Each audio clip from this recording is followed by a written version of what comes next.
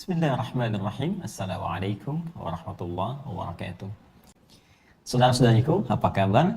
Alhamdulillah berjumpa kembali dalam program Aqsa Al-Quran Sunnah Solution. Sekarang sudah memasuki tanggal 9 Al-Muharram 1442 Hijrah. Kita bermohon pada Allah Subhanahu wa taala semoga sampai dengan saat ini kita diberkahi oleh Allah Subhanahu wa taala, diterima seluruh amal ibadah kita dan diampuni segala dosa-dosa kita. Kita memulai dengan mendoakan saudara-saudari kita sebangsa, setanah air. Semoga seluruhnya diberikan kemudahan dalam beraktivitas oleh Allah Subhanahu wa taala. Dan kita berdoa untuk seluruh penduduk di muka bumi ini yang sampai detik ini belum berislam, belum bersyahadat. Semoga diringankan bebannya, semoga dikuatkan hatinya, semoga diberikan hidayah oleh Allah Subhanahu wa taala untuk bersyahadat sebelum mereka ataupun kita wafat kembali kepada Allah Subhanahu wa taala.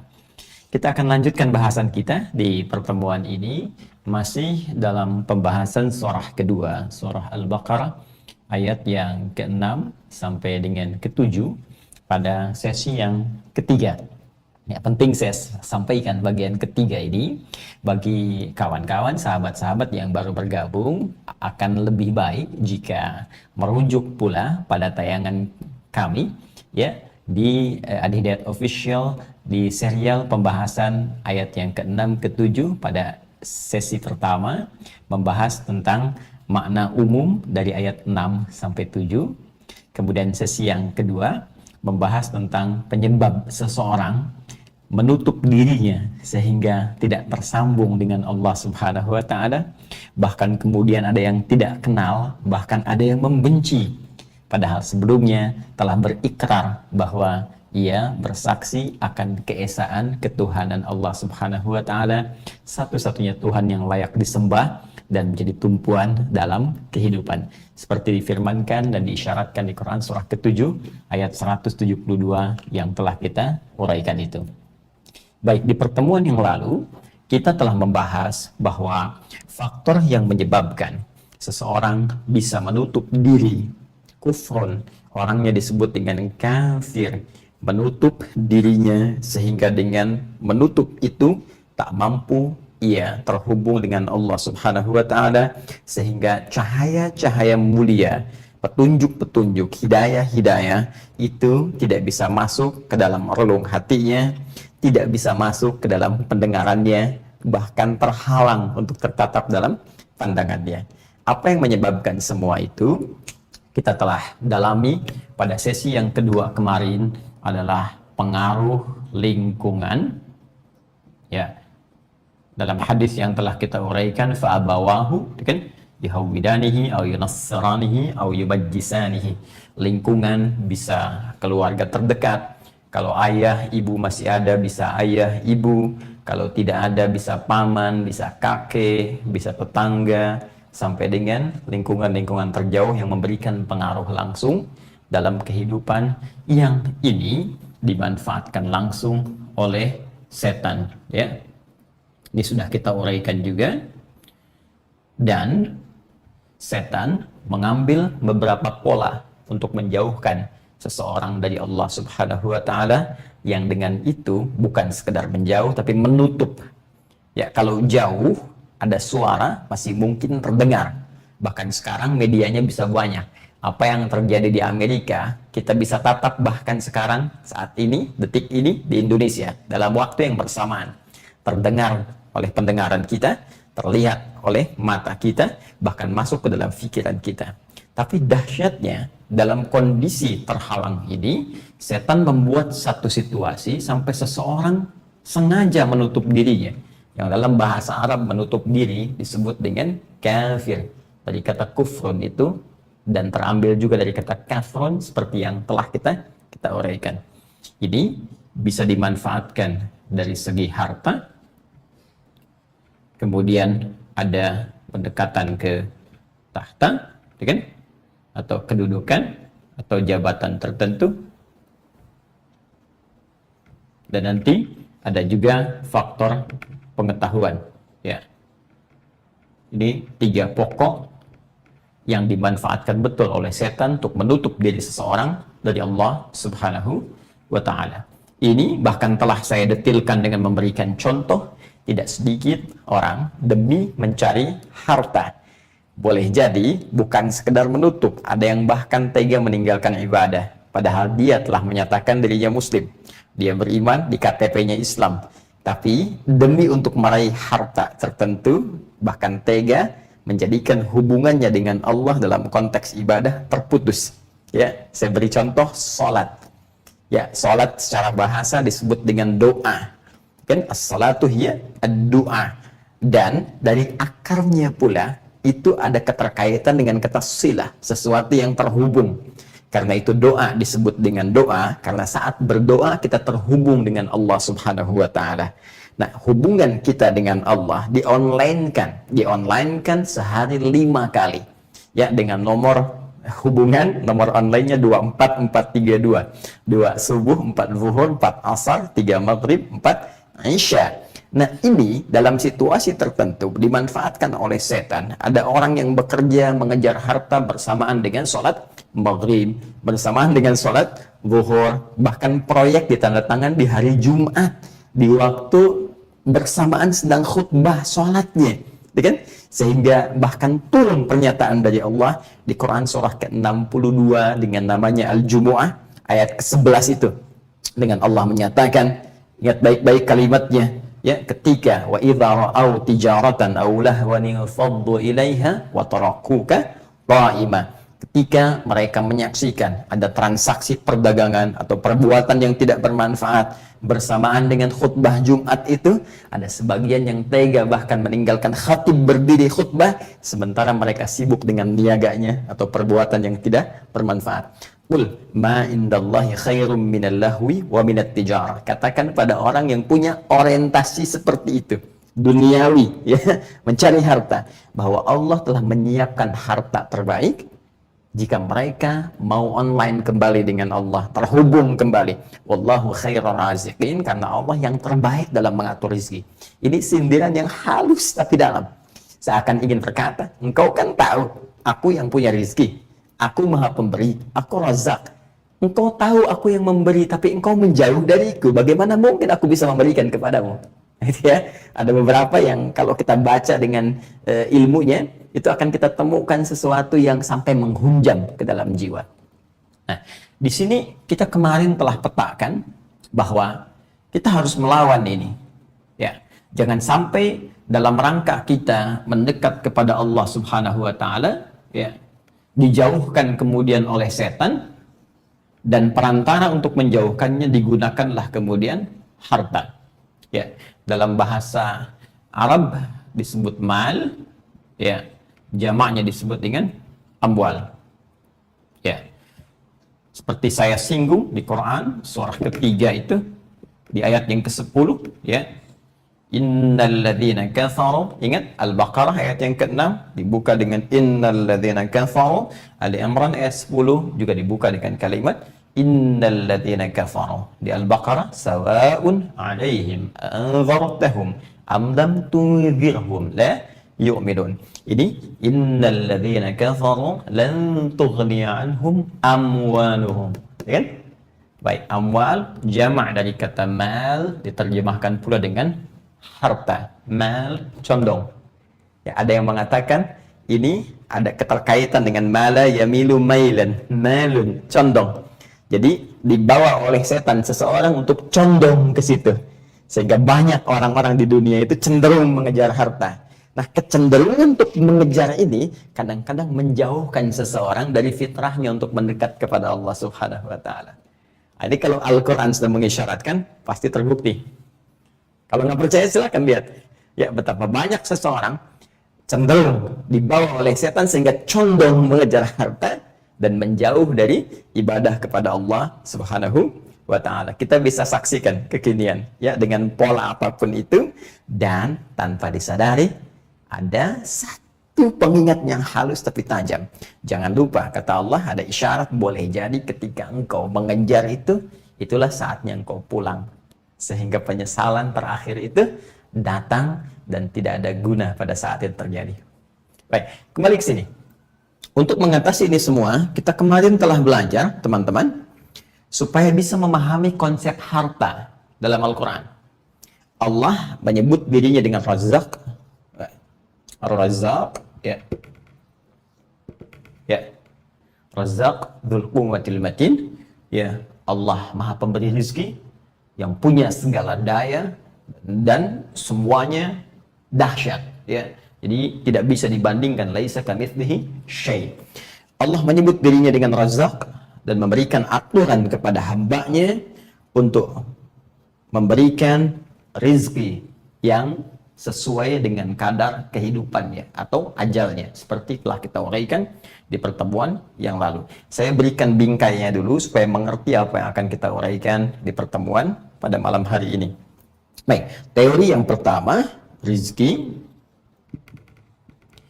Allah sudah jamin akan diberikan pada setiap hamba. Ya, ini teori pertama ya, tolong betul-betul dipahami. Saya mohon sekali dalami dengan baik. Ini konsep yang sangat penting. Dengan memahami konsep ini, insya Allah hidup kita akan lebih terukur, lebih tenang, dan tidak khawatir masalah rezeki. Hati-hati, ini sekarang banyak sekali pengaduan, banyak ingin konsultasi, kebanyakan itu persoalan masalah rezeki. Kena riba kah, tempo utang kah, terlilit ini, itu. Nah, ini persoalannya klasik sebetulnya. Persoalannya, banyak seseorang mengalami persoalan dalam kehidupan yang sulit diselesaikan karena tidak pernah mempelajari akar persoalan. Jadi selalu, mohon maaf, gali lubang, kemudian tambal lagi. Gali lubang, tutup lagi. Kalau nggak pernah kita pelajari penyebab lubangnya, nggak akan bisa ditutup sampai selamanya. Ya, ini konsep dasarnya. Mohon izin saya kuatkan kembali. Ya, rizki dijamin oleh Allah akan diberikan pada setiap hamba sesuai dengan kadar ajalnya, yaitu batas hidupnya sampai dia wafat. Ya, rizki akan diberikan. Ya, dalilnya telah kita uraikan bahkan di pertemuan yang lalu. Ya, contohnya misalnya Quran surah ke-87. Ya, ada sebagian teman-teman meminta menyebutkan surahnya. Ya, surah Al-A'la, kan? Ayat yang ketiga, ya, sabbihisma rabbikal a'la, alladzi khalaqa fasawwa walladzi qaddara fahada. Ya, ayat yang ketiga, dialah Allah yang telah menetapkan sesuai kadar bagi setiap hamba serta memberi petunjuk dengan kadar itu bagaimana ia diberikan dan seperti apa ia mesti digunakan. Apa yang dimaksud dengan kadar itu nanti ditafsir lagi, ya, seperti di surah Al-Fajr surah 89 yang telah saya sebutkan dulu.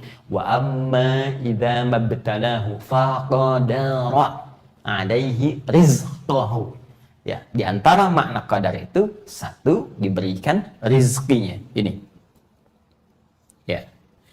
Dicukupkan. Dan ini dikuatkan dengan keterangan Rasulullah SAW dalam satu hadisnya yang sahih dan bahkan dinukil oleh Al-Imam An-Nawawi dalam kitabnya yang sangat sederhana tapi begitu syarat makna, disebut dengan Al-Arba'in itu, yang 42 hadis yang sering kita baca, kita kaji, kan? Di hadis yang keempat dari Abdullah bin Mas'ud radhiyallahu ta'ala anhu, ya, an Rasulullah sallallahu alaihi wasallam wa huwa as-sadiqul masduq. Saya telah terangkan ini, inna ahadakum yujma'u fi batni ummihi 40 yawman nutfa thumma yakunu mithla dhalika 'alaqa thumma yakunu mithla dhalika mudghah thumma yursalu ilaihi al-malak fayanfukhu fihi ar-ruh wa yu'maru bi katbi 40. Yang pertama bi katbi rizqihi. Oke? Jadi dalam usia 4 bulan kandungan Allah perintahkan pada malaikat dengan izin Allah meniupkan roh dan ditetapkan 4 perkara. Yang pertama ditetapkan rizkinya. Ini, ya, sesuai dengan ajal. Dari sini kita bisa katakan bahwa pertama, setiap manusia yang hidup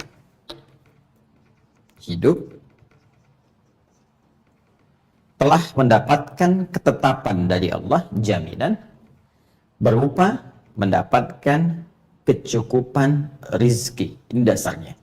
Cukup rizkinya. Nah, jadi setiap orang yang hidup itu pasti oleh Allah, ya, berdasar perjalanan kehidupannya, berdasar perjalanan usianya sampai dia wafat, itu sudah mendapat jaminan dari Al-Quran akan dicukupkan rezekinya. Awas ya, awas. Ini prinsip dasar nih. Jadi, jangan pernah kita berpikir bahwa hidup itu nggak dijamin rezeki. Kurang rezeki, itu mustahil. Karena yang paling dasar yang dijaminkan oleh Allah cukup. Jika ada orang yang ya merasakan kurang, itu berarti orang yang tidak pernah merasa cukup. Itu problemnya. Ya boleh jadi, maaf, bukan karena nggak cukupnya, karena dia mengejar satu beban yang tidak sesuai dengan kebutuhannya.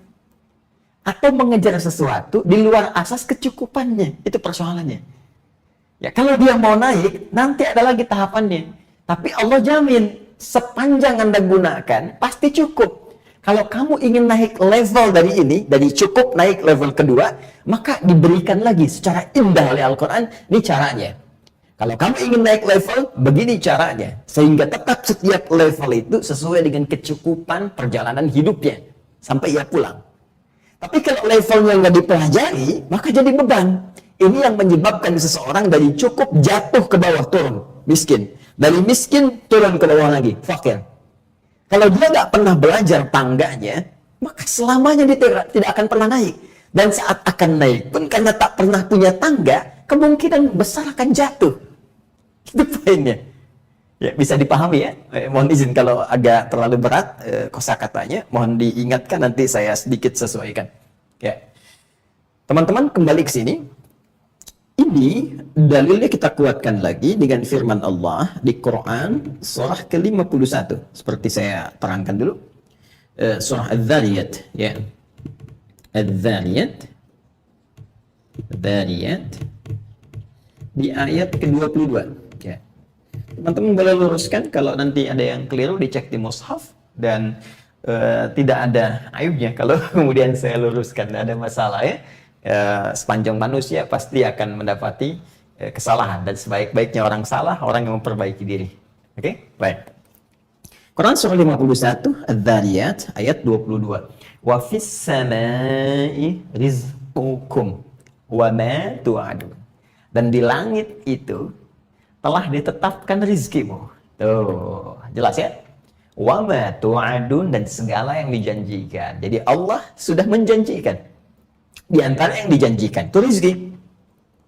Jadi saat kita mulai ditiupkan roh itu usia 4 bulan dalam kandungan, rezekinya sudah tetap dari Allah Subhanahu wa taala. Bagaimana mengalir ASI-nya, kan? Sampai dia terlahir, sampai dari sisi yang tidak diduga, baru lahir sudah banyak hadiah, kan? Datang sana sini, masya Allah, lahir gak bawa apa-apa, tiba-tiba orang bawa hadiah tuh. Bahkan yang paling dahsyat itu anak berkahnya luar biasa. Ya, anak yang dapat hadiah, bapak ibunya yang merasakan hadiahnya. Coba Anda bayangkan. Ya, anak baru lahir dibawain kurma. Kurmanya 1 dus lagi. Gimana anak baru lahir makan kurma 1 dus? Yang makan bapak ibunya. Yang makan ibunya, gitu ya. Anaknya cuma ditahnik sedikit. Ada yang bawa untuk pakaiannya, bawa ininya, bawa itunya, masya Allah luar biasa. Alhamdulillah ala kulli hal.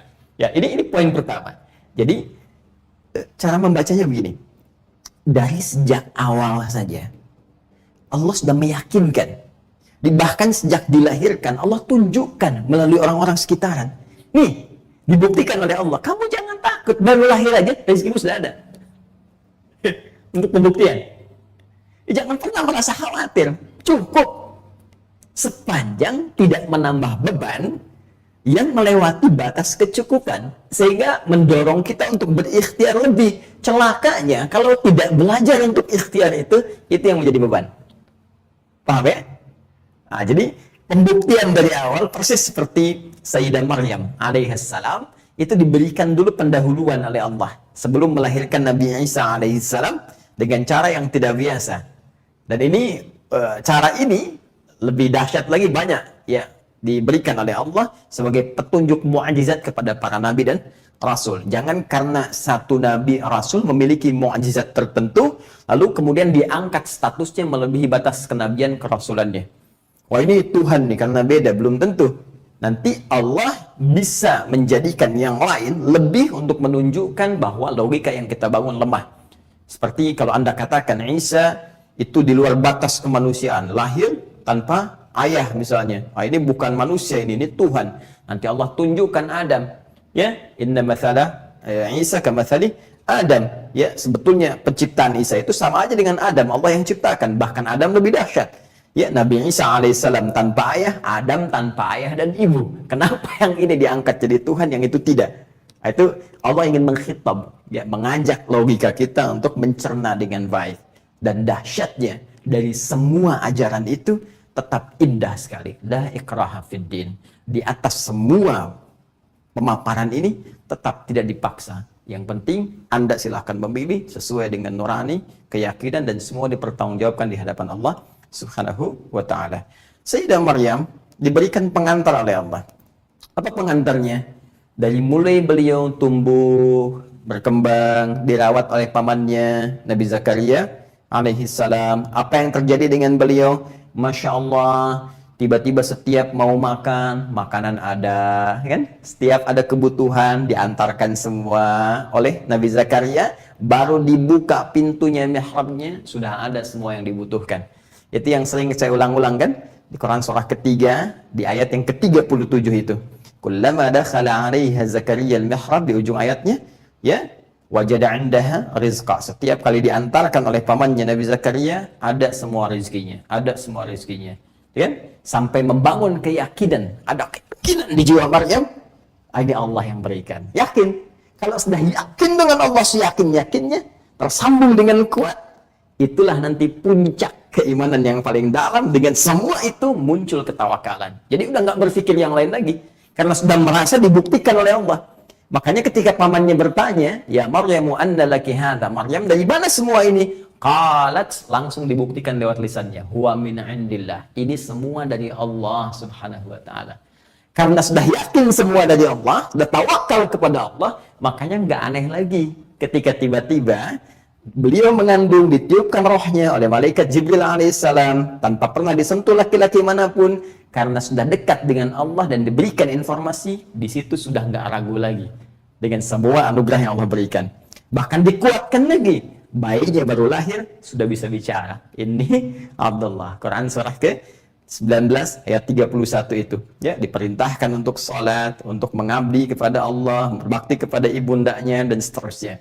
Nah, ini namanya pengantar, muqaddimah, awal pemberian yang membuat kita yakin. Sama persis, ya, lahir dalam kandungan, dijamin oleh Allah rezekinya, lewat ASI-nya, makanan ibundanya, baru lahir, orang sekitaran mengantarkan untuk menunjukkan. Makanya orang tua saat dianugerahi anak misalnya terlahir, datang orang tua orang lain, datang tetangga, datang kerabat, bahkan yang tidak dikenal. Sesungguhnya itu adalah pertanda dari Allah untuk membangun keyakinan. Hei, kamu jangan khawatir ya, anak ini aku jamin rezekinya, kata Allah. Sekarang aja yang nggak kamu kenal datang, kamu nggak usah khawatir. Asal kamu berikhtiar dengan cara yang benar, Allah tunjukkan jalan untuk mendapatkan kecukupan dalam kehidupan. Paham sampai sini? Ya.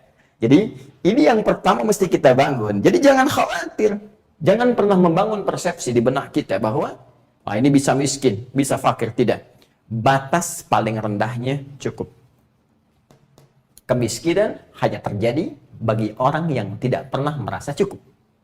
Wah, bagus kalimatnya nih. Bikin quotes ya. Kemiskinan hanya terjadi bagi orang yang tidak pernah merasa cukup. Ya. Sedangkan orang yang selalu mencukupkan dirinya, maka pada hakikatnya dia adalah orang kaya yang sesungguhnya. Nah, ini poinnya. Nah, jadi di batas ini yang harus kita hadirkan dalam kehidupan kita. Kalau ini sudah ada keyakinan, itu insya Allah akan tenang mengalami aktivitas. Nah, untuk bisa mendapatkan keyakinan ini, maka yang harus dibangun adalah pendekatan kita dengan Allah. Ini poinnya. Dan Allah sudah mengatur itu. Bagaimana cara mengaturnya? Lihat semua jenisnya.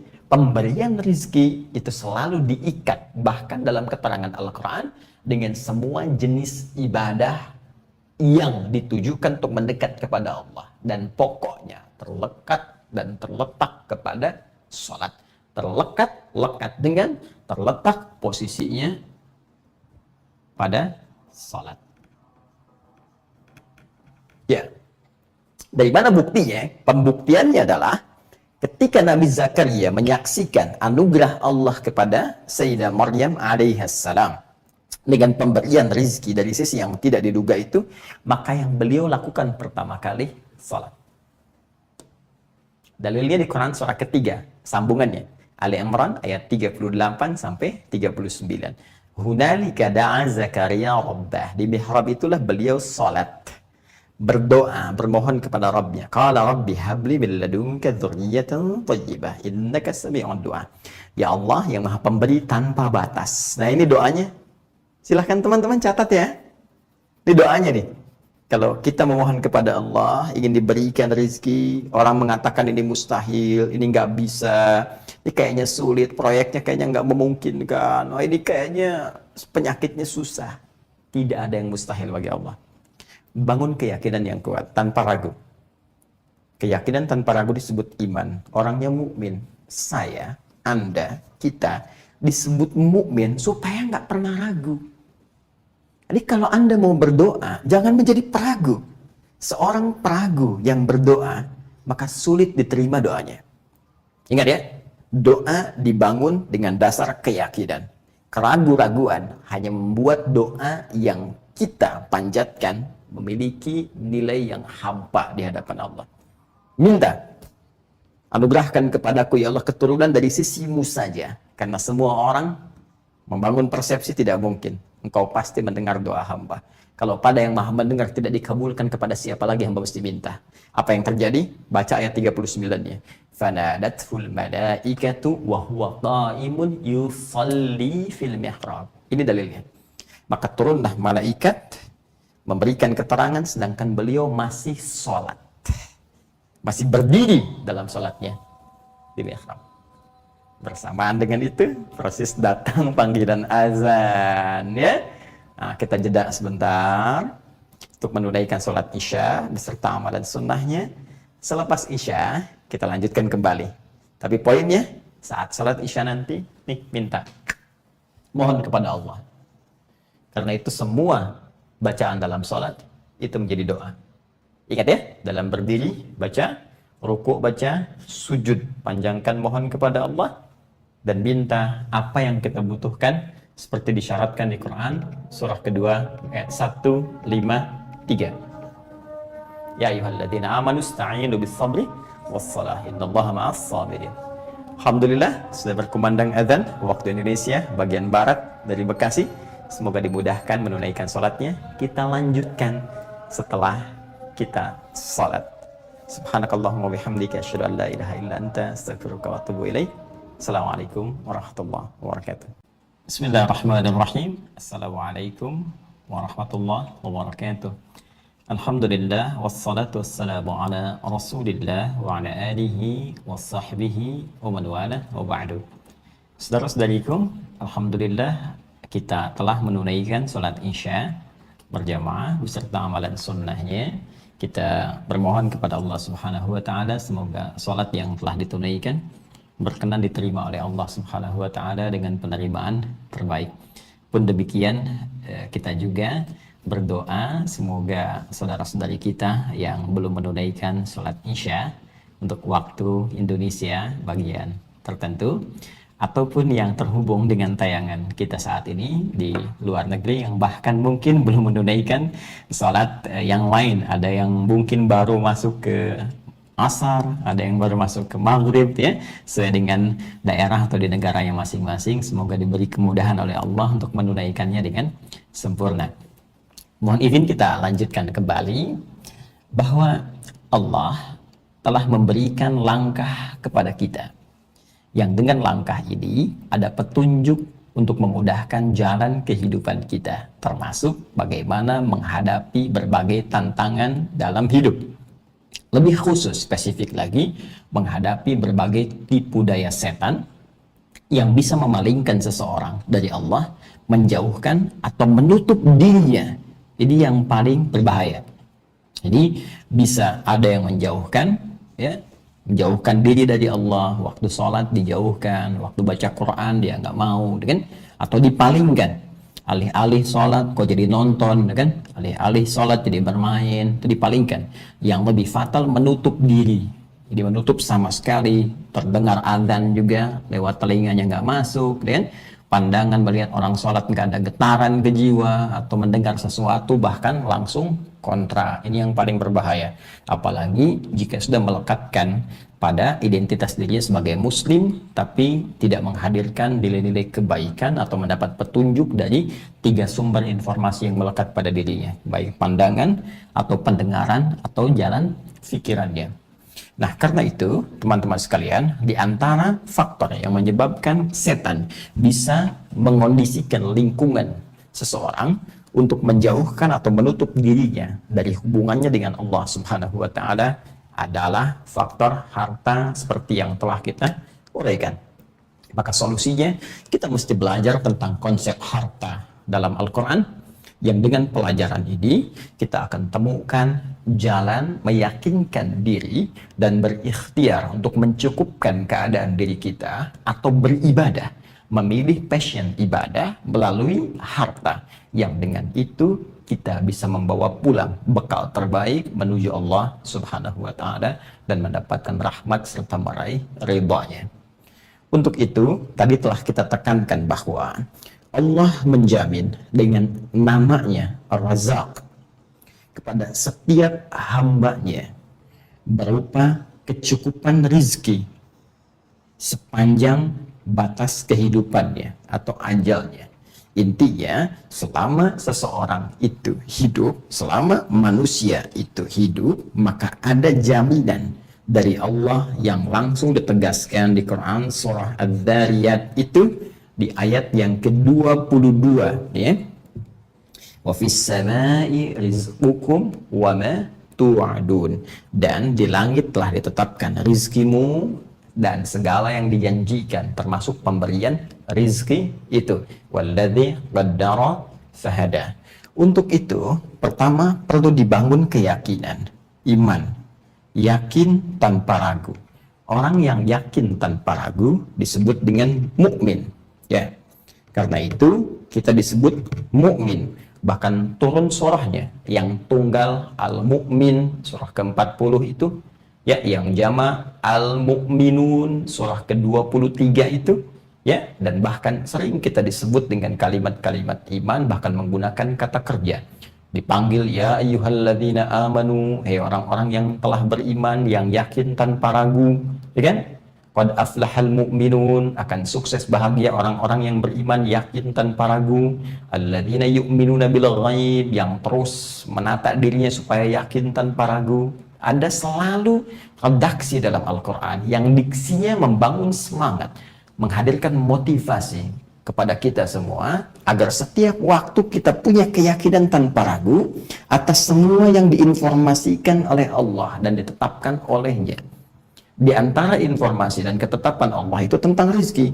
Kata Allah, kamu sepanjang hidup aku cukupkan. Yakin. Jadi kalau sedang ada persoalan terkait rezeki, ini dulu yang dibangun keyakinannya. Bukan keluh kesah, bukan gelisah, atau bahkan memutuskan bertindak maksiat. Itu artinya Anda sedang dikuasai oleh setan. Ada kekurangan, tiba-tiba ada dorongan untuk mencuri. Bahkan yang paling nekat datang ke rumah Allah, nyuri kotak infak, macam-macam. Itu paling bahaya tuh. Ya, itu artinya sudah dikuasai oleh setan dengan penguasaan yang luas. Ya, hati-hati. Atau misalnya was-was yang diarahkan pada tindakan-tindakan yang kontraproduktif. Ya, menulis keluh kesah di media sosial, akhirnya jadi meluas persoalan yang tadinya dilokalisir pada pribadi, jadi luas.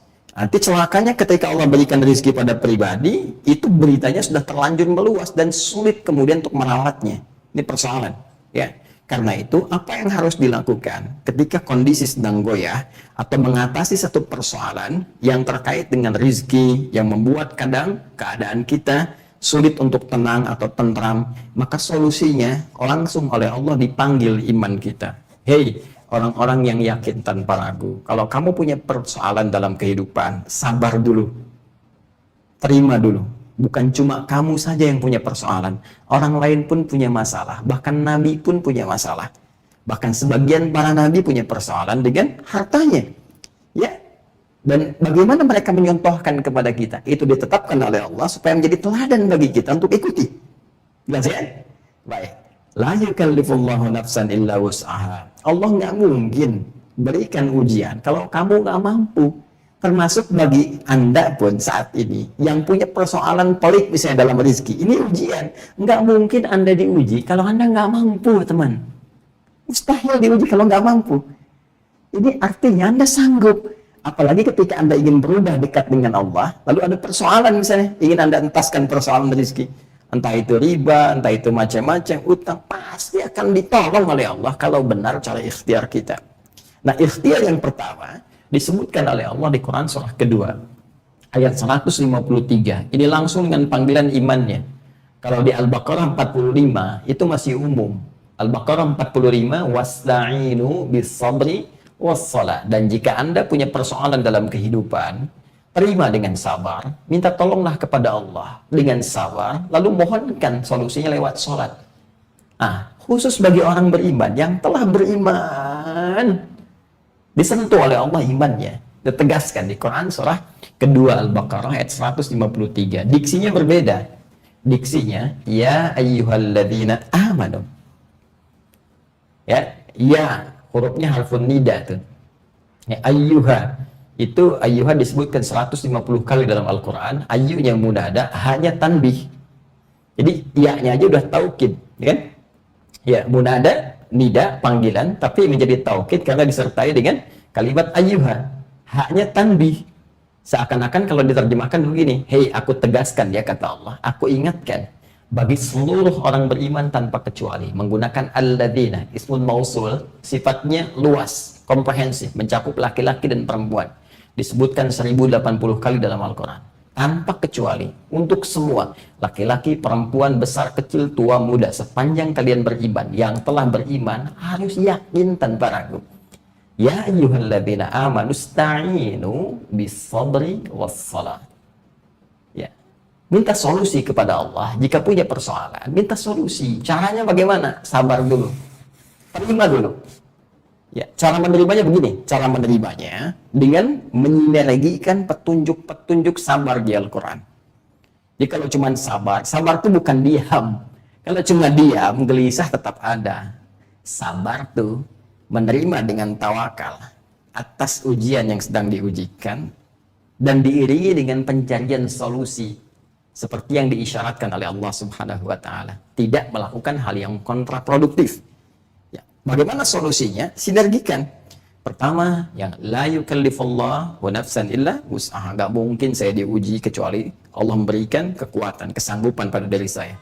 Baca lagi, inna ma'al usri yusra. Ya, di surat Al-Insyirah itu. Inna ma'al usri yusra. Semua yang sulit pasti ada solusinya. Demikian cara menerjemahkannya. Kadang-kadang kan diterjemahkan setiap ada kesulitan ada kemudahan, ya. Itu bahasa kerennya gini, setiap ada persoalan ada solusinya. Ya. Jadi kalau Anda mengalami persoalan tertentu, katakan pada diri Anda, cara ringannya begini, cara paling gampangnya, pasti selesai. Pasti ada solusinya. Nah, sikap itu secara psikologis akan membangun ketenangan pada jiwa. Kalau jiwa sudah tenang, itu persoalan mudah diselesaikan. Walaupun solusi belum datang, tapi keadaan diri kita itu nyaman, enjoy. Ya, tenang.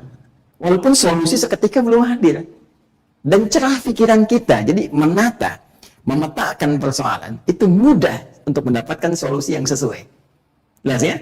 Nah, kalau sudah seperti itu, apa yang dikerjakan? Wassalah, salat. Spesifik terkait rezeki, minta. Apa masalahnya? Ya, bahkan nanti saat duduk di antara dua sujud itu ada spesifik kita minta. Warzuqni, Rabbighfirli warhamni wajburni warfa'ni warzuqni. Ya Allah, berikan aku rizki. Ketika Anda menyebut warzuqni itu, jangan cuma di lisan, hadirkan di pikiran Anda. Ada masalah apa sih? Hadirkan di sujud kita minta secara spesifik. Kalau Salatnya fardu tidak dilafadzkan, cukup di hati kita saja. Ya, kita minta subhana rabbiyal a'la, subhana rabbiyal a'la wa bihamdi, subhanakallahumma bihamdika, Allahumma ighfirli. Minta di hati kita, Allahumma ya Razzaq, anta khairur raziqin, Allahumma rzuqni anta khairur raziqin. Ya Allah, lapangkan pekerjaan saya, berkahi ya Allah, jauhkan dari riba, jauhkan dari maksiat, wafatkan saya dalam keadaan husnul khatimah, jauhkan yang haram yang bisa membebani hisab kami di hari kiamat ya Allah. Jauhkan dari godaan-godaan kehidupan, jauhkan dari korupsi ya Allah, jauhkan dari hal-hal yang buruk. Minta. Boleh. Di salat sunnah lebih dipanjangkan lagi. Tapi kalau berjamaah salat fardu, ikuti imam. Jangan sampai imam sudah berdiri Anda masih sujud. Imam salam, Anda masih sujud. Salam isya, imam rakaat keempat dah salam, Anda masih rakaat pertama sujud. Itu terpisah dengan jamaah itu. Ya. Nah, jadi proporsional, ya, proporsional. Ini poinnya. Jadi salat membangun konektivitas kita dengan Allah online, hubungan kita dengan Allah, yang dengan hubungan itu maka mudah bagi Allah memberikan petunjuk seperti apa yang kita butuhkan. Ingat kalimat ini ya. Allah hanya memberi dan mengabulkan apa yang kita butuhkan, bukan apa yang kita inginkan. Jelas ya? Baik. Nah, sekarang persoalannya begini. Levelnya ingin saya naikkan. Level pertama cukup.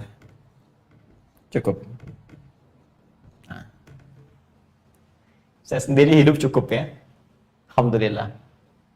Nah, ke masjid, alhamdulillah, berjalan cukup.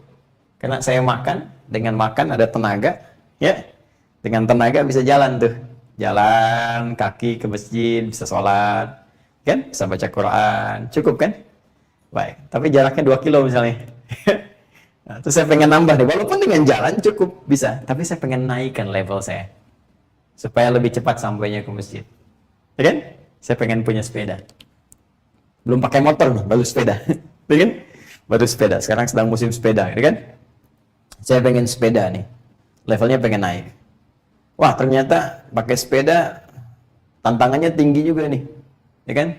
Goes sampai masjid malah capek, lemes. Apalagi begitu masuk sholat maghrib, goes, sampai sana imamnya Al-Baqarah. Rakaat kedua Ali Imran, udah begini-begini, udah capek ya, luar biasa. Besoknya pengen motor. Terus motor tiba-tiba di jalan hujan, basah. Ya, mau sholat isya basah kuyup, nggak bisa ke masjid, balik lagi. Besoknya pengen mobil. Nah, persoalannya levelnya pengen naik dari cukup ke kaya. Kita memilih fashion, harta. Karena hidup itu ikhtiarnya kembali kepada kita untuk memilih. Dan Allah sedang membentangkan petunjuk. Dan Allah Maha tahu apa yang kita pilih bahkan sebelum kita pilih. Dan Allah sudah berikan semua jenis petunjuk sesuai dengan semua passion kehidupan yang kita pilih. Jadi nanti ada yang mau beribadah kepada Allah, mengabdi, berkhidmat sepanjang hidupnya sampai dia pulang misalnya, lewat passion, tenaga, dengan tenaga saja misalnya. Hartanya sih biasa aja, cukup. Yang penting cukup. Tapi dia gunakan kelebihan tenaganya untuk beribadah. Ya, contoh miniasinya di zaman Nabi misalnya Sayyidina Bilal bin Rabah radhiyallahu taala anhu. Hartanya cukup. Cukup untuk hidup beliau, cukup untuk kenyamanan, untuk ibadah, dan menikmati itu semua dengan kecukupannya nikmat. Tapi beliau lebihkan tenaganya, bukan harta, bukan ilmu, tapi hak tenaga. Bagaimana caranya? Mengabdi dengan menjadi muadzin. Adzan, tenaga kan? Ya. Adzan bukan dengan harta. Ya. Nggak ada adzan misalnya, nih saya nyewa kaset, biar kencengin, adzan dengan tenaga. Kan? Adzan dengan tenaga, teman-teman. Adzan bukan dengan ilmu, adzan dengan tenaga, latihan. Ilmunya ya ada untuk bisa lafadznya fasih dan sebagainya, tapi poinnya pada tenaga. Itu yang digunakan. Dan itu diapresiasi oleh Nabi sampai riwayatnya sangat populer. Nabi mengatakan, aku mendengar suara terumpah Bilal di surga. Sampai Bilal menyimpulkan, Masya Allah, adzan aja udah masuk surga. Ngapain sibuk bisnis katanya? Ngapain sibuk? Itu kalau makomnya udah sampai situ, ya kan? Tapi kan Anda azan di masjid terbesar di Indonesia pun di Istiqlal belum tentu ada hadis bahwa sandal Anda di surga. Kecuali kalau kita ingin menjadikan passionnya seperti itu. Mulai besok saya ingin mengabdi di masjid saja misalnya, ingin merubah diri. Ya, insya Allah dicukupkan oleh Allah. Ya, ke rumah Allah mengabdi pasti cukup tuh. Itu cara paling jitu tuh.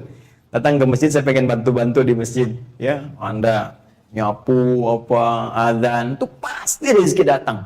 Kalau nggak percaya silakan, rezekinya datang itu. Cara cepat, ya. Baik. Fokus ini.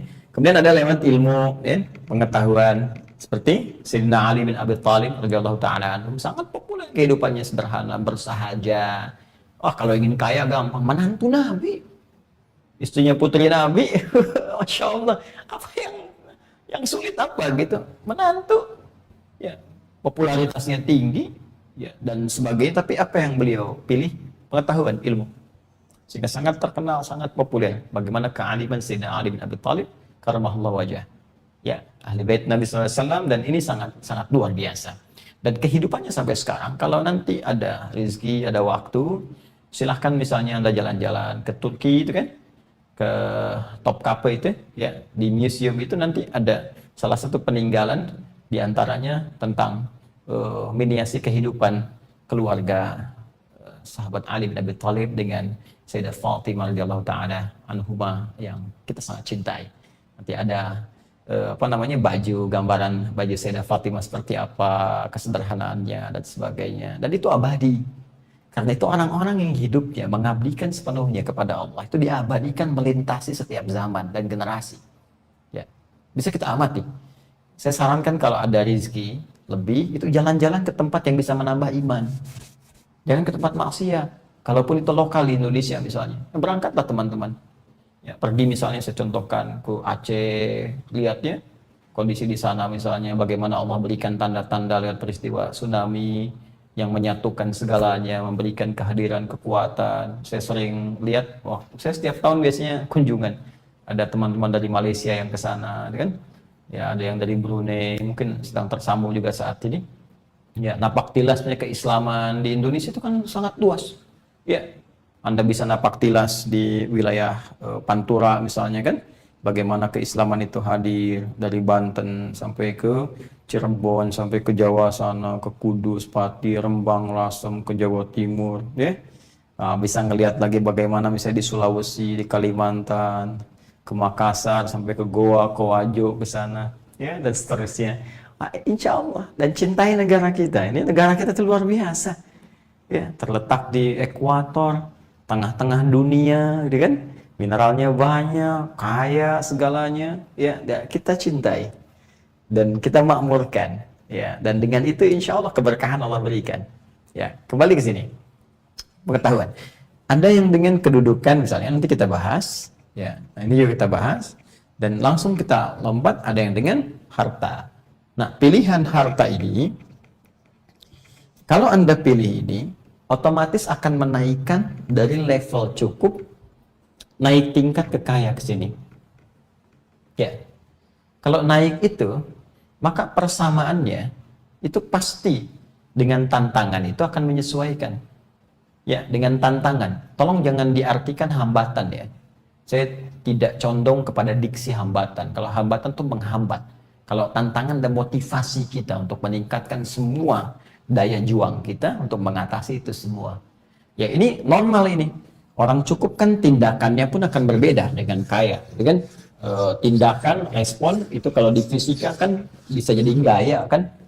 Ya, F itu kan sering saya sampaikan. F itu bab gaya, F1 sama dengan F2. Ini normal. Gaya gerak sama dengan gaya dorong. Ini apa yang kita pegang kalau lembut begini, bunyinya kecil kan? Tapi kalau saya pukulnya kencang, bunyinya kencang kan? Itu sama aja, dibawa kemanapun sama. Imannya tipis, F1-nya tipis imannya, amalnya pun akan tipis, kecil F2-nya. Tapi kalau imannya kencang, F1-nya, F2-nya amalnya akan kencang. Ya kan? Itu semua seperti itu. Akhlak ya, pulsa akhlaknya sedikit, yang keluarnya pun sedikit koneksinya. Tapi kalau sinyalnya kencang, apalagi pulsanya kencang, yang keluarnya juga kencang, baik-baik. Tapi jangan lupa, kan sering saya katakan, hukum gaya itu persamaannya berbanding lurus dengan tekanan. F berbanding lurus dengan P. Hukum Pascalnya kan, pressure, ini tekanan. Jadi kalau kita mau naik level, gayanya mau naik nih dari cukup ke kaya, maka tekanannya akan beda. Tidak akan sama. Apalagi dari bawah kan. Kan sering diilustrasikan dengan pohon kan. Ya, di dunia motivasi itu kan selalu diartikan, diilustrasikan dengan pohon. Kalau di bawah akarnya kan wajar kuat, biasa. Kenapa? Karena ya terpaan anginnya kecil. Tapi kalau semakin naik, ingin naik, ingin naik, ingin naik, semakin tinggi, anginnya semakin kencang. Kalau tidak menyesuaikan, tidak bisa menyesuaikan dengan arah angin, Anda akan patah. Ya kan? Jadi kalau Anda bisa sesuaikan, tarik, ya, Masya Allah. Kadang-kadang kalau kita ngelihat misalnya tunyiur, ya, atau padi yang paling gampang tuh tiup, ikut arah angin, balik lagi, ikut lagi, balik lagi, gitu kan? Nah, kalau kita bisa tahu ilmunya menyesuaikan, maka ini akan mudah dikendalikan. Semua tantangan ini akan mudah dikendalikan. Tapi kalau salah baca persoalan, gaya berbanding lurus dengan tekanan, semakin banyak gaya, semakin tertekan. Kalau cara memahaminya keliru. Karena itu, ketika seseorang akan naik level, memilih untuk kaya, ya di luar batas kecukupannya, levelnya pengen naik, maka hal yang pertama kali ia harus sadari adalah tantangannya akan berbeda, akan naik level pula. Ini poinnya. Ini dulu yang harus disadari. Ini dulu yang harus dipahami. Ini dulu yang harus disadari. Ya, tadinya belum ada rumah, sekarang pengen punya rumah, ya kan? Maka ketika Anda sudah merasa ingin punya rumah, ingin naikkan level Anda kepada kepemilikan barang tertentu, maka disitulah kemudian Anda akan mendapatkan tantangan yang berbeda dari sebelumnya. Ingin punya sepeda, ada tantangan. Ingin punya motor, ada tantangan. Jelas ya? Jadi kalau Anda tidak siap dengan tantangan, jangan naikkan level Anda. Sederhana masalahnya. Tapi kalau Anda ingin naikkan levelnya, berarti ada kesiapan yang kita bangun untuk menghadapi semua ini. Jadi begitu menghadapi tantangan di depan, bersyukurlah. Oh, ini yang harus saya hadapi. Ya kan? Tinggal belajar bagaimana mengatasi itu. Itu semua, itu poinnya. Jadi begitu Anda ingin naikkan levelnya ke sini, saya pengen naikkan ke level kaya. Apa yang harus saya lakukan? Ini yang akan kita pelajari. Jadi jangan sampai kita cukupkan, kita nggak ngerti dengan tantangan, malah nggak siap. Ujung-ujungnya berbuat maksiat, dibelokkan oleh setan, itu yang berbahaya. Ya kan? Mau bekerja, tiba-tiba masuk pekerjaan, sama bos dilarang sholat Jumat. Ayo, pernah nggak ada kasus seperti itu?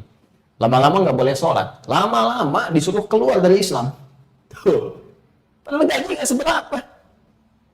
Gaji cuma sejuta setengah, ya Allah dilarang sholat. Apa Anda tega menukar surga Anda? Besok-besok wafat. Siapa yang mengiringinya? Nah, jadi hal seperti ini kita mesti pahami dengan baik. Ya, sekarang kita naikkan ini, jadi kita pindah ke sini. Saya pengen melebihi batas kecukupan saya, pengen naik ke sini. Jadi kalau nanti Anda hadapi tantangan, itu hal yang wajar, ya.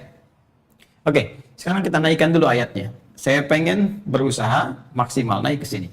Kita turunkan Quran surah kedua ayat 168 dan ayat 172. Ya. Sudah? Pelan-pelan ya.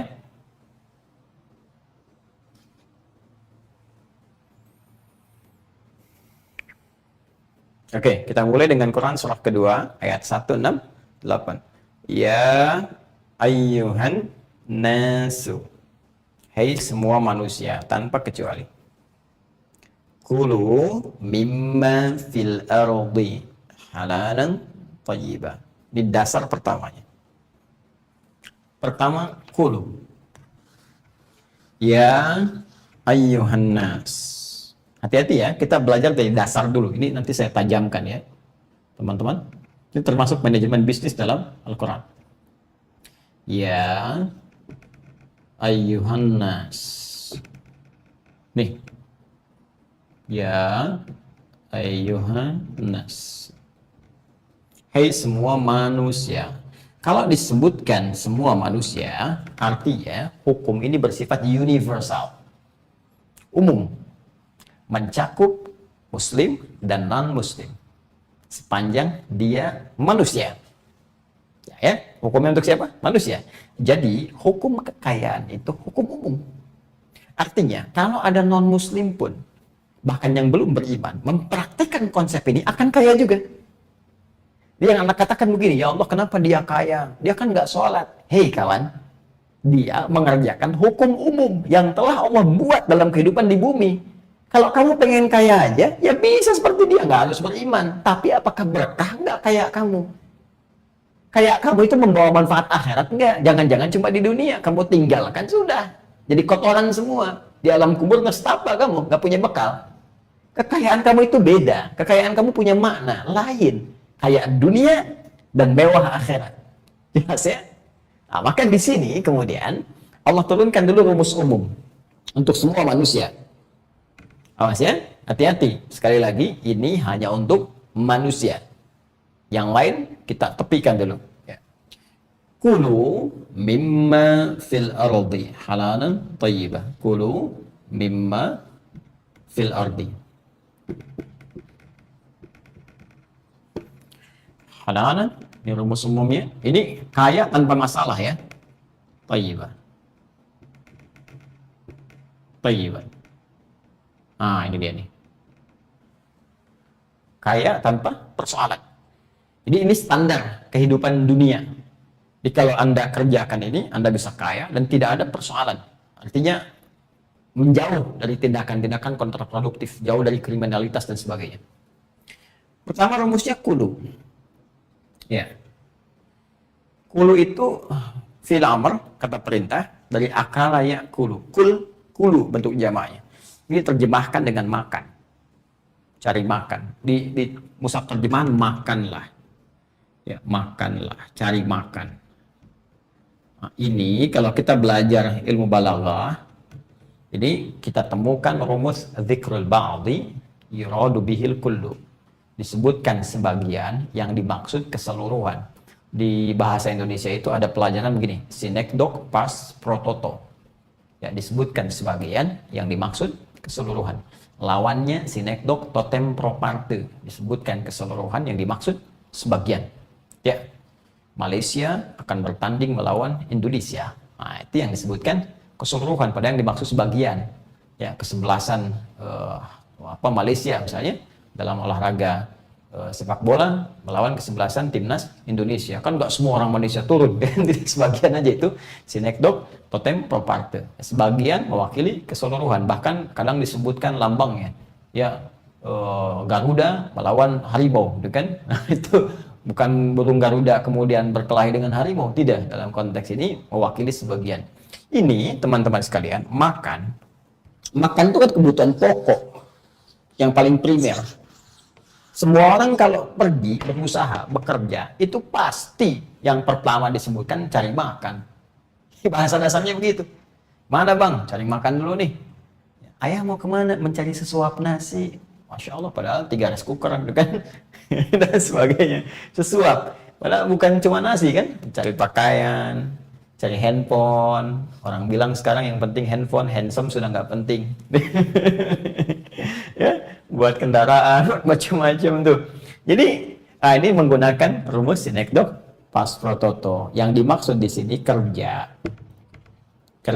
ikhtiar, usaha.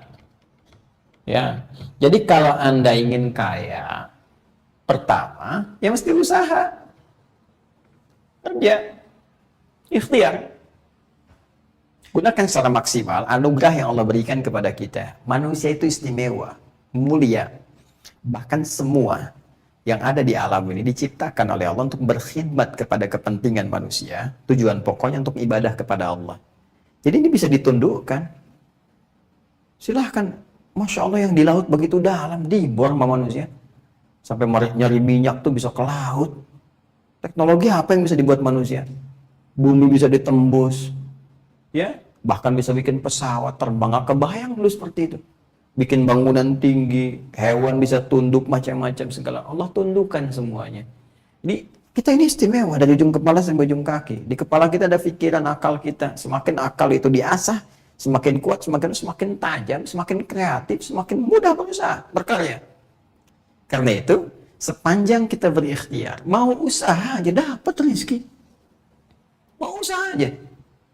Coba lihat teman-teman yang berusaha di pinggir jalan, di pengkolan. Ya, kadang-kadang modal nggak bawa apa-apa, cuman badan aja. Ya, maju. Geser kanan. Ya, sebentar. Lewat. 2.000. Makasih Pak. 5.000, makasih om. Dari bapak besoknya jadi om. Terus dikasih 20.000, oh dia karyawan rupanya. Makasih bos, jadi bos. Nah, tapi yang paling menarik sehari dapat berapa tuh? Ada yang modal dengan peluit aja pelit. Orang dengan tubuh aja bisa menghasilkan sesuatu, ya kan? Jadi yang saya ingin katakan adalah, lihat ya, ini sudah diikat. Sepanjang keringat itu keluar, usaha itu ada, rezeki itu turun. Ini poinnya ini dulu. Jadi turunnya rezeki yang disebutkan di Quran surah ke-51 Az-Zariyat ayat ke-22, wa fis sama'i rizqukum, di langit telah ditetapkan rezeki. Muhammad tu'adun, dan segala yang dijanjikan, termasuk rezeki dijanjikan. Bagaimana Allah menjanjikan rezeki itu diberikan? Pertama dengan usaha. Jadi kalau kita berusaha, mau berusaha, itu tertulis turun. Ya. Tapi ingat ya, rumusnya begini. Jangan langsung disimpulkan, begitu langsung usaha, otomatis turun saat itu. Belum tentu. Nanti Allah akan melihat.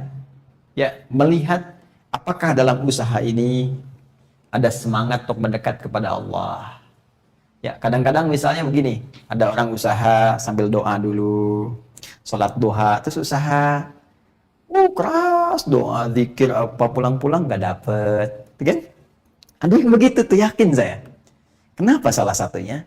Karena Allah ingin melihat yang lebih dibandingkan dari pekerjaan dunia.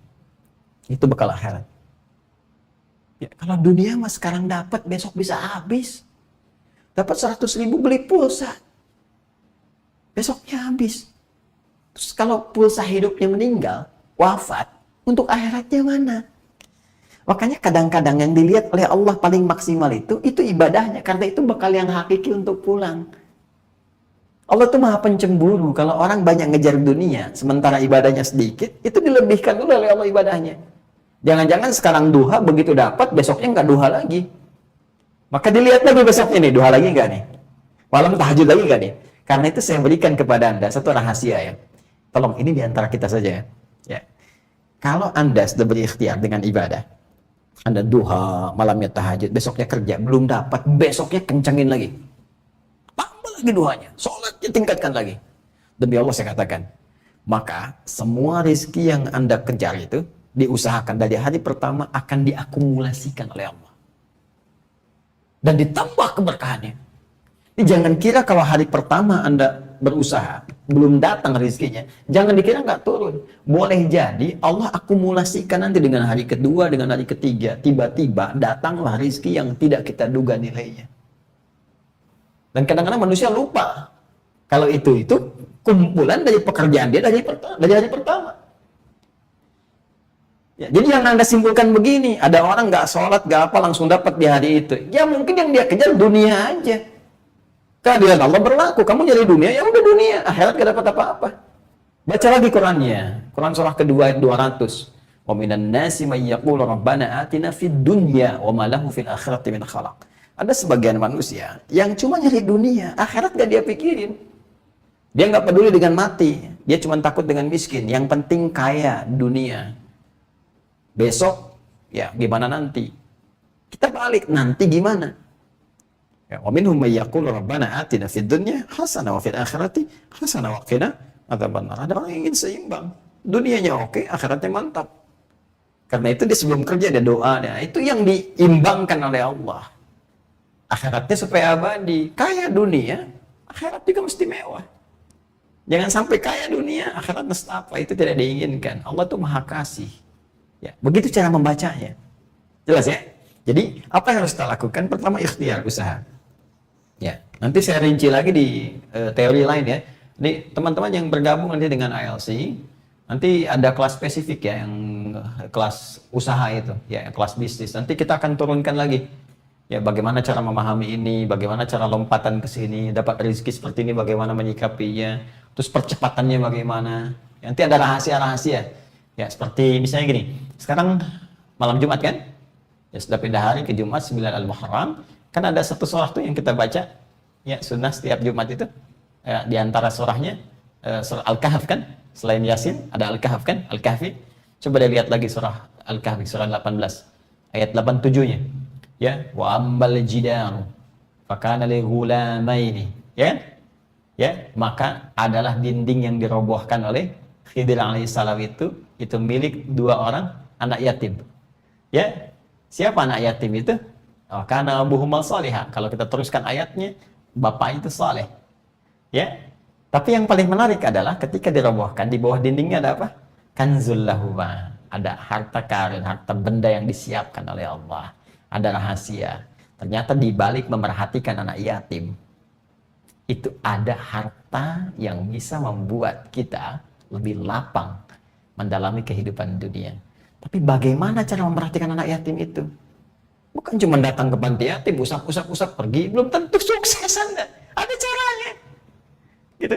Dan ternyata ada investasi orang tua yang kalau orang tua mengerjakan itu, anaknya akan sukses.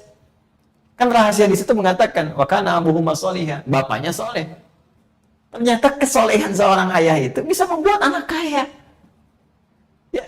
Selain menjadikan ada harta terpendam yang bisa didapatkan oleh anaknya, bisa jadi diperhatikan oleh orang.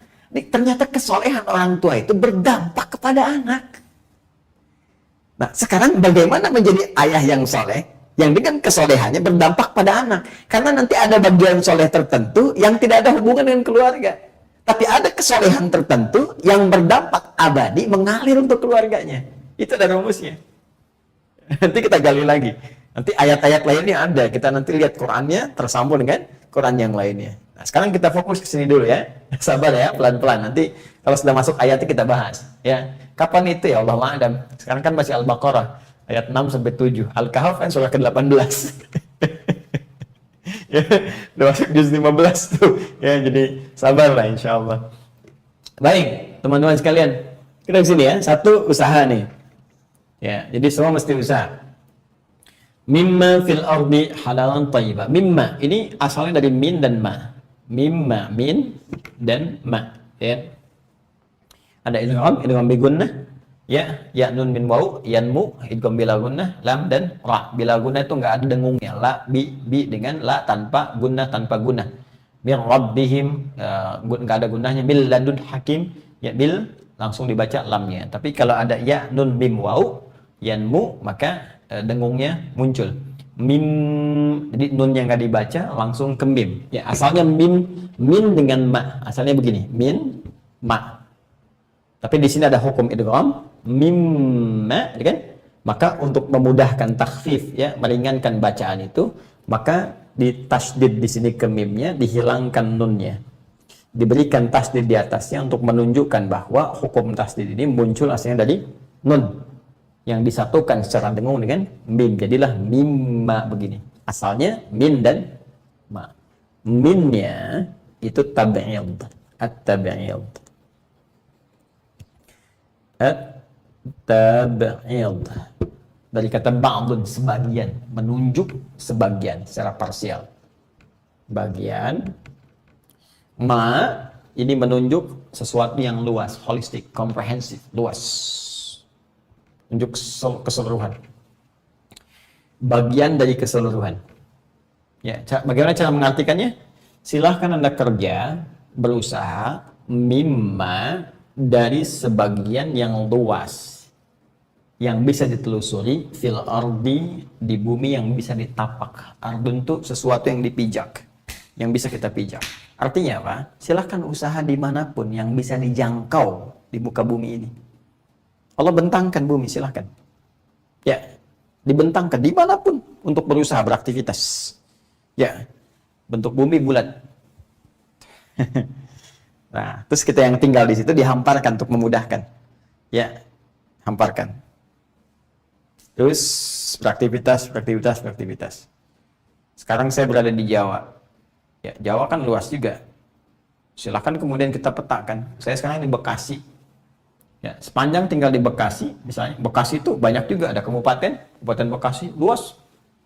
Masya Allah, kita berikan layanan untuk mengantarkan mushaf secara langsung. Ya, kemudian wilayah Jabodetabek, Jakarta, Bogor, Depok, Tangerang, Bekasi. Terus ada notifikasi dari Bekasi, antar langsung, antar mah kita. Ternyata tim berangkat tuh pakai motor, nggak nyampe-nyampe, jaraknya 250 kilo. Ternyata batasnya sampai mana teman-teman? Mau sampai ke arah Cirebon sana. Gede itu Bekasi luar biasa. Ada daerah-daerah tertentu sampai 250 kilo. Ya, ada yang mau ke arah Banten lagi, kan? Batas Tangerang sana. Kan Tangerang mau dekat ke Banten gitu, mau ke Serang, dekat ke Serang. Tangerang kan masuk Banten. Ya. Di Bekasi aja ada kabupaten, ada kota madya, terus dibagi lagi ada Bekasi Barat, Bekasi Timur, Bekasi Selatan, gitu kan? Saya di Bekasi Selatan misalnya saat ini, gitu kan? Silahkan cari wilayah Bekasi Selatan. Mana yang bisa saya usaha di situ?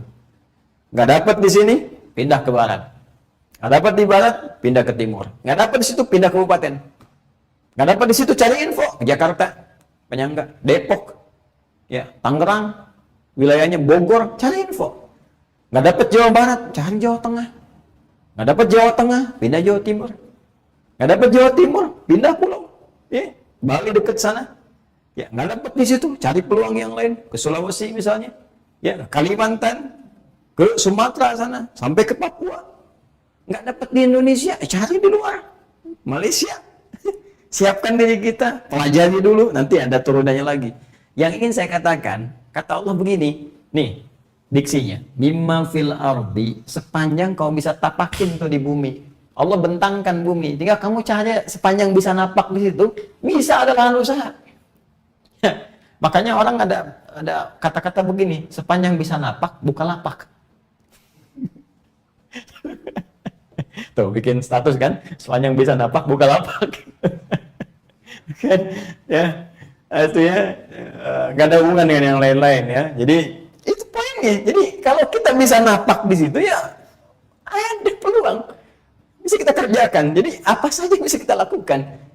Ingat ya, jadi jangan putus asa, begitu luas. Bumi itu terlampau luas untuk dikeluhkan. Jadi sebetulnya nggak ada alasan, nggak bisa dapat kerjaan. Ya, kita aja yang kurang kerjaan. Jelas ya? Kurang semangat, kurang kreativitas, kurang motivasi. Ya, kalau udah ada motivasi, jalan. Nggak usah takut. Ikhtiar lah. Masa Allah yang yakinkan kita nggak yakin? Ya, mesti yakin dong. Kalau nggak yakin dengan Allah, dengan siapa lagi? Ya kan? Itu poinnya. Nah, jadi ini teman-teman sekalian. Tapi cara bekerja ini diikat dengan ketentuan halalan, mesti legal. Ini legal. Kita bicara hukum universal ya, manusia nih. Oh, hati-hati. Nanti ada hukum universal, ada hukum spesifik yang terkait dengan syariat yang mengikat umat Islam saja. Ya, bisa definisi halal kalau diikat oleh syariat, maka semua yang dibenarkan oleh syariat. Sekalipun hukum universal misalnya dalam konteks keduniaan, ya memandang itu boleh, secara syariat tidak, maka tidak. Contoh misalnya ada minuman-minuman yang diharamkan, ya seperti minuman keras, miras misalnya kan, dan narkotika, mirasantika, ya tidak, katakan tidak, ya tak sudi tak tidak, ya jadi tidak sudi, tidak untuk bisa meniagakan itu semua. Mirasantika tak boleh. Yang jualan, yang ngorbitkan, yang marketingnya, semuanya dosa, haram. Ya kan? Makanan-makanan tertentu yang diharamkan, tidak. Tapi dalam konteks legalitas universal, misalnya kan, hukum kemanusiaan, itu bisa dipahami yang tidak bertentangan dengan hukum yang berlaku di tempat kita berpijak. Ini, misalnya di Indonesia, tempat kita tinggal, ada hukum umum, nggak boleh korupsi. Jangan korupsi. Kalau korupsi, ada persoalan nanti, malah bikin susah. Ya, kalau ada yang baik, kenapa pilih yang buruk? Kalau ada yang saleh, kenapa pilih yang salah? Ya kan? Awas, hati-hati dengan nafsu. Setan lebih waspada lagi. Ya, jadi teman-teman sekalian, ini poinnya. Pertama, perhatikan aspek hukumnya. Jangan melanggar hukum. Jangan mencuri, jangan korupsi, ya, jangan malak orang, gitu kan? Jangan merampok dan seterusnya, menipu, bikin hoax, penipuan lewat macam-macam, nawarkan barang segala rupa ternyata nipu, datang pengen nyobain motor bawa pergi, gitu kan? SMS tuh, sampai saya kadang-kadang tiap hari berapa dapat SMS itu, ya masuk begini, pinjaman ini, pinjaman itu, dan sebagainya. Waduh, tiap hari kita berusaha mendoakan, semoga ya Allah berikan hidayah pada orang ini, ya Allah berikan dia hidayah supaya tobat. supaya nggak nipu lagi, kan? Nah itu semacam itu tuh. Jadi jangan melanggar hukum dah, insya Allah. Kita bekerja yang baik aja, itu datang rezeki. Kenapa harus mencari yang salah? Nyulitkan diri sendiri.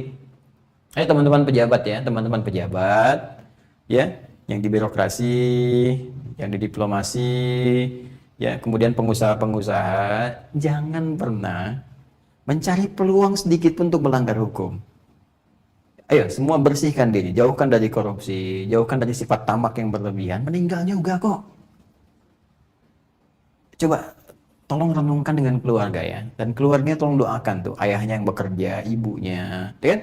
Kalau aktif, beraktivitas, ya, jangan pernah terjebak, minta petunjuk kepada Allah, sayangi keluarga Anda. Ketika Anda bertindak yang tak pantas, pasti berdampak, apalagi kalau pencari nafkah, karena nafkah itu begini, nafkah itu adalah hal yang dikerjakan oleh laki-laki khususnya, suami, penanggung jawab keluarga.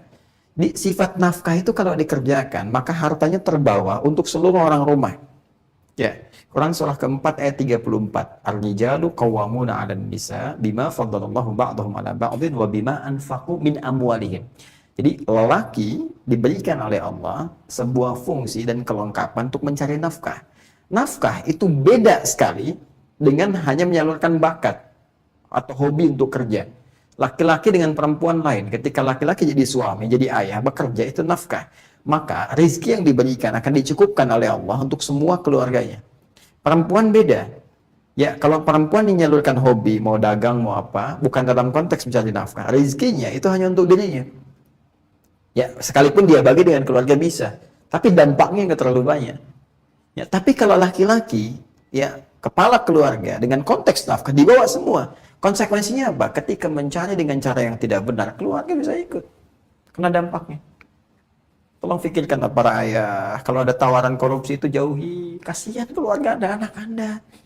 Anak yang sedang sekolah, tiba-tiba disebut anak koruptor. Apa nggak sayang dengan mereka? Kasihan di sekolah. Masa depan mereka loh ke depan. Itu terbawa itu sampai berumah tangga. Coba, satu kali ketika akan berumah tangga, dicari profilnya seperti apa, ternyata anak koruptor dan sebagainya, ada berita-berita yang nggak enak, kan nggak nyaman. Ya, anak perampok, anak pembunuh, keluarga ini, itu menyakitkan. Yang melakukan Anda, tapi yang menanggung orang lain. Apa nggak kasihan? Berbenah pada diri kita. Perbaiki dengan baik, jangan melanggar hukum. Sayangi.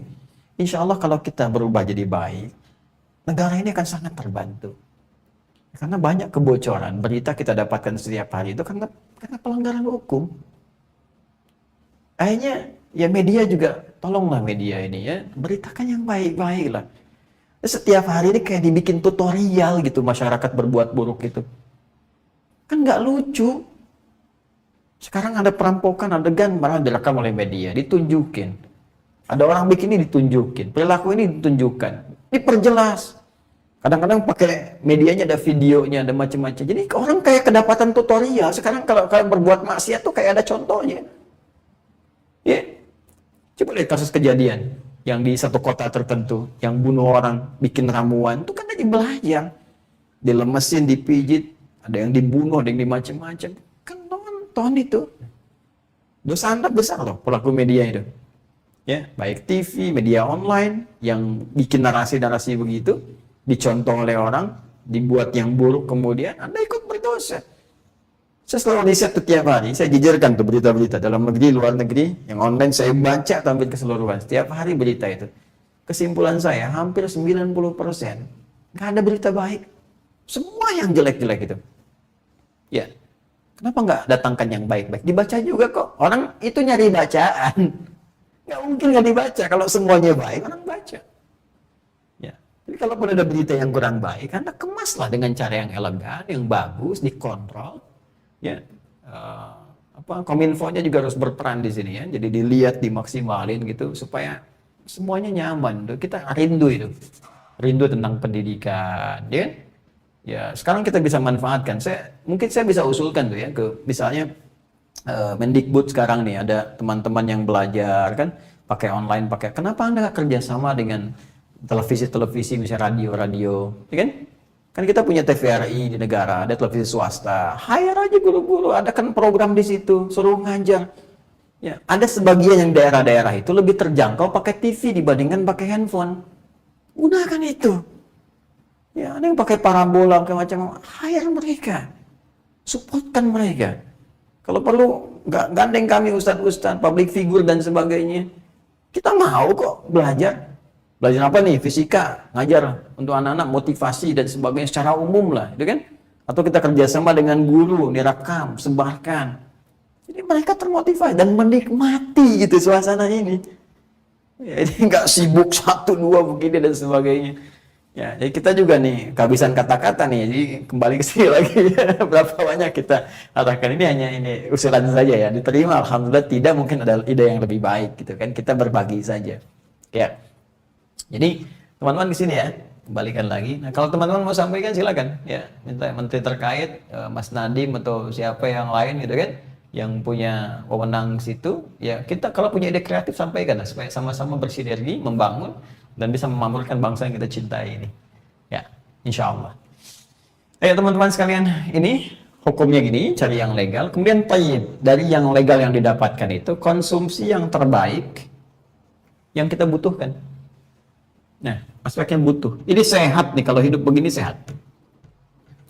Contoh begini, penghasilan berapa? Ya, taruhlah ada harian misalnya. Saya dapat sehari 100.000, misal 100.000. Untuk apa? Cari makan. Nah, sekarang dari 100.000 itu, aspek kebutuhannya apa? Ini dasarnya di Al-Quran begini. Ingat ya, bukan keinginan, tapi kebutuhan. Kalau ingin, tantangannya lebih berat. Karena keinginan itu identik dengan nafsu. Pernah dengar kata syahwat? Syahwat, nafsu, syahwat. Syahwat itu keinginan yang sangat ingin didapatkan, diraih. Yang keinginan kuat untuk meraih sesuatu, itu syahwat. Nafsu syahwat itu nafsu yang menginginkan sesuatu sangat kuat. Ya, aduh pengen nasi goreng nih. Ya, nasi goreng banyak, tak tek tok tiap malam, tapi kebun sirih. Kan nasi goreng kebun sirih, nafsu tuh.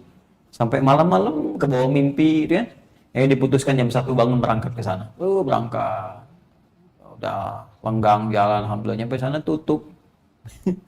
Nah, itu nafsu namanya. Besok kepikiran lagi itu nafsu. Itu syahwat namanya, itu keinginan. Jadi kalau keinginan, ragamnya bisa banyak. Tapi kalau kebutuhan, itu akan ada satu titik kesepakatan di dalamnya. Contoh, lapar. Lapar itu kebutuhannya apa? Makan. Tuh. Kalau poinnya sudah makan saja, apa makan yang dikonsumsi? Thayyiban, yang baik, yang menyehatkan. Yang penting bisa cari makanan sehat, cukup. Kalau mau lebih daripada itu, ingin, maka jangan melampaui batas pendapatan yang kita bisa dapati, 100.000 tadi. Petakan. Silahkan, nggak ada masalah. Mau makan, makannya apa? Menunya. Kalau kita mau ambil batas tadi, yang membuat sehat diri kita, lauk pauknya, makan ikan misalnya, ada tempenya, tahunya, cukup. Ingin ayam, silahkan. Tapi jangan memaksakan diri sampai harus melewati batas pendapatan yang tadi harus kita dapatkan. Untuk makan, ada untuk minum, ada kebutuhan lain. Kalau Anda ambil porsi lebih banyak kepada makanan, minuman, sederhanakan. Ya kan? Pakaian, ditahan. Pulsa, sedikitkan. Tapi kalau Anda ingin seimbangkan. Nanti besoknya, etos kerja kita tingkatkan lagi. Supaya nominalnya bertambah. Itu cara Quran itu. Dibikin keseimbangan, kebutuhannya hariannya apa saja sih? Ya kan? Makanan, pakaian, lima sempurna, makan. Mohon maaf ya, tidak bermaksud mengajari teman-teman. Hanya menuliskan supaya mudah memetakan. Ya, makanan, minuman, ya kan? Berpakaian, ya sandang, pangan, papan itu kan. Pulsa misalnya sekarang, taruhlah seperti ini, ya kan? Untuk berangkat kerja misalnya, ada akomodasi harian, seperti ini. Petakan aja berapa sih kebutuhannya. Per hari kita petakan, kita bagi. Sama satu lagi ditabung. Berapa nyimpan, ya kan? Tabungan akhiratnya berapa, dunianya berapa. ada 20.000 dari 100.000, ya misalnya akhiratnya sisihkan 5.000, 15.000 simpan. Nanti akan nambah lagi tuh ke tabungan dunianya. Yakin insya Allah. Ini petanya begini. Kalau kita petakan begini, ya salah satu ingin dominan, maka yang lain terkurangi. Makan, ingin lebih misalnya dari kuotanya, maka minuman sesuaikan. Air bening aja. Ya, kalau air putih yang masih susu kan. Ya. Baik. Pangannya misalnya, ya udah ada sini ya, pangan. Ini pakaian maksud saya. Pakaian, kan? Kemudian pulsanya misalnya kurangi. Yang biasanya 25.000 ya jadi 15.000, ya kan? Dan seterusnya. Nah, kalau Anda mau tambahkan lagi, besoknya kerja lebih maksimal lagi. Nah, inilah yang dimaksud kebutuhan. Kalau diinginkan keinginan, tidak berkah nantinya. Aspek manfaatnya tidak akan banyak didapatkan dan hanya beban nanti, beban, apalagi tampil gaya dengan mutang, waduh tersiksa itu. Ya, teman-teman public figure juga jangan dibiasakan tuh. Jangan dibiasakan tampil mewah hanya untuk tampil dengan yang tidak nyata, tidak sepenuhnya. Jangan dibiasakan. Saya aja kalau diundang TV-TV itu, saya nggak mau terima baju-baju yang bukan milik saya. Saya cuma kasih 2 pilihan, Anda berikan pada saya atau saya cari sendiri baju saya aja. Itu kan? Saya nggak mau pakai baju yang terlihat bagus tapi bukan punya saya. Ya, hanya membohongi diri sendiri kan, dan bohongi orang lain. Seakan-akan punya kita padahal bukan, kan? Ya, maka seperti ini. Jadi nggak ada tekanan dalam hidup.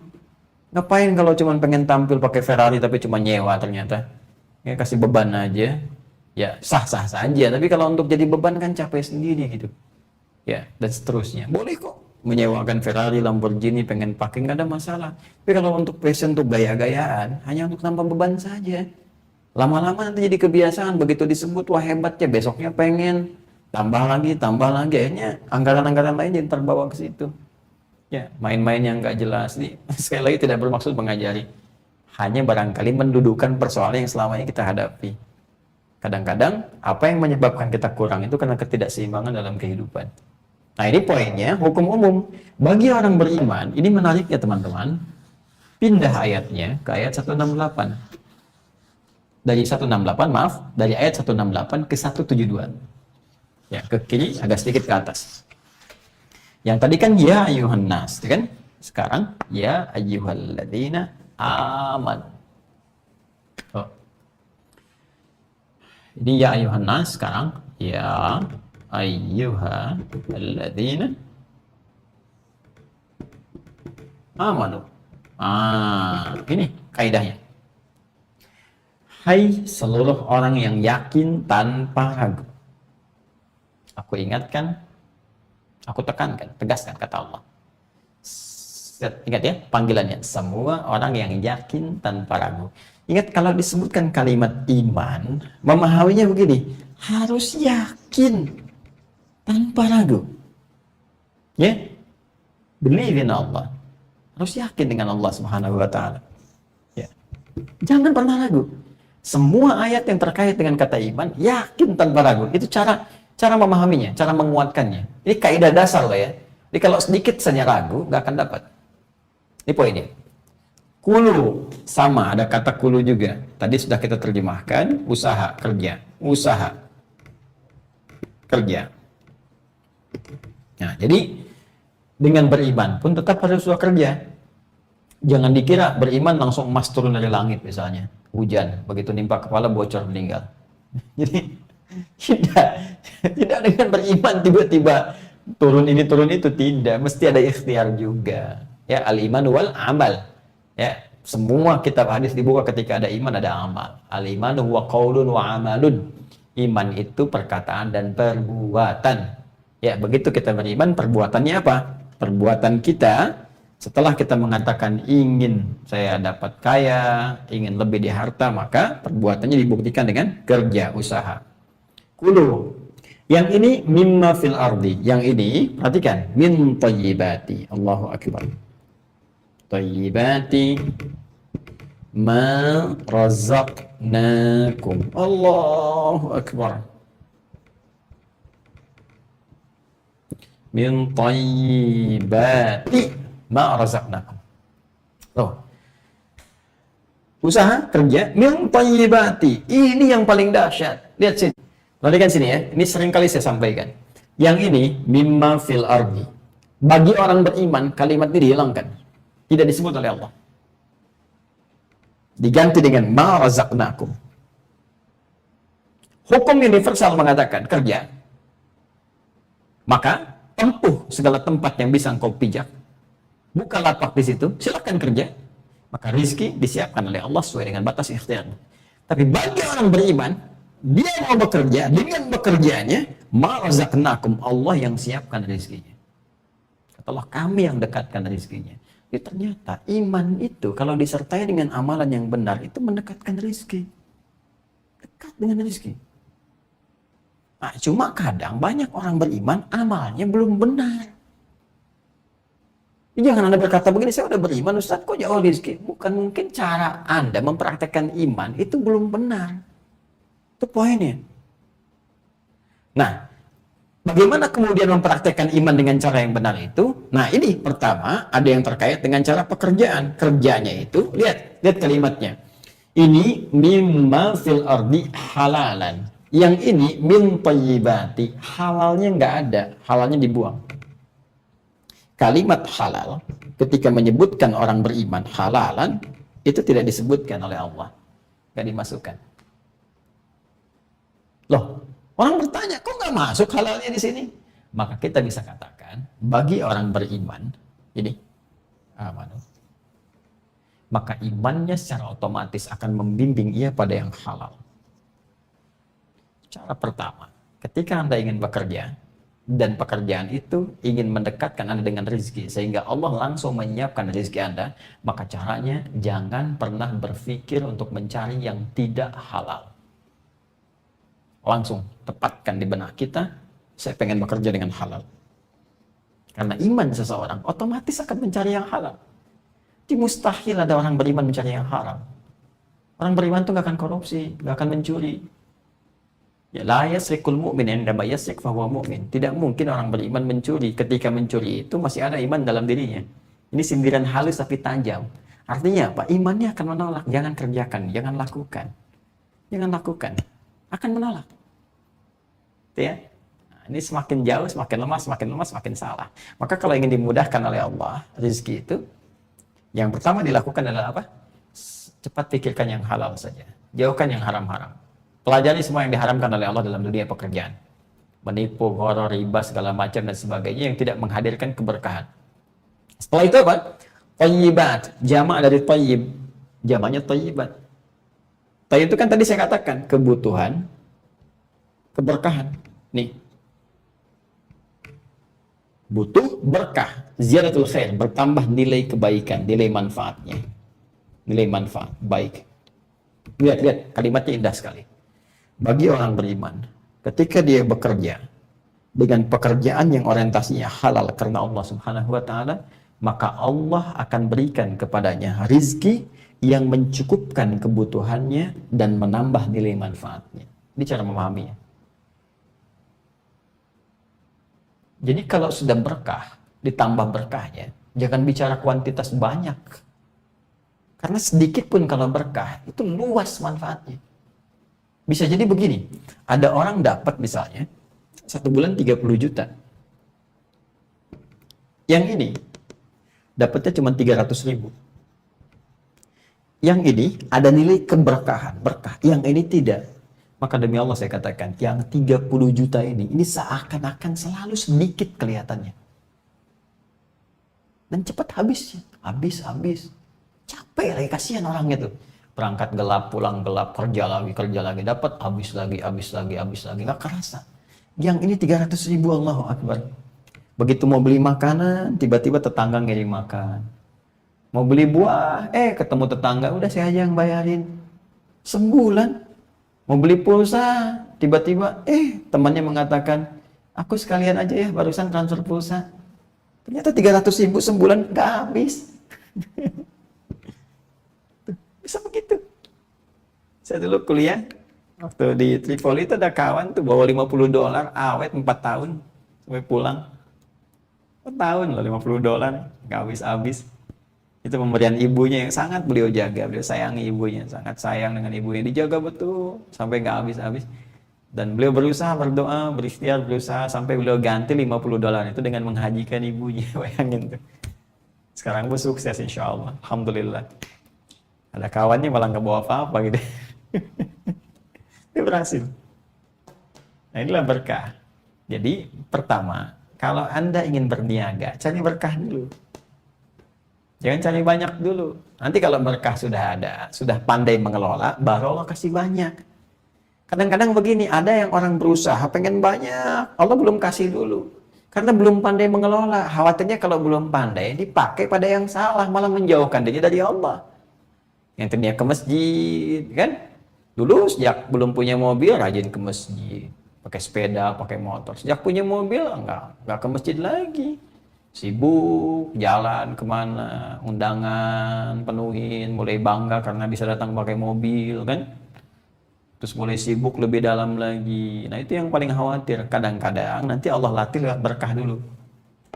Dengan keberkahan itu kalau sudah pandai mengelola, sudah nyaman, baru Allah kasih tuh.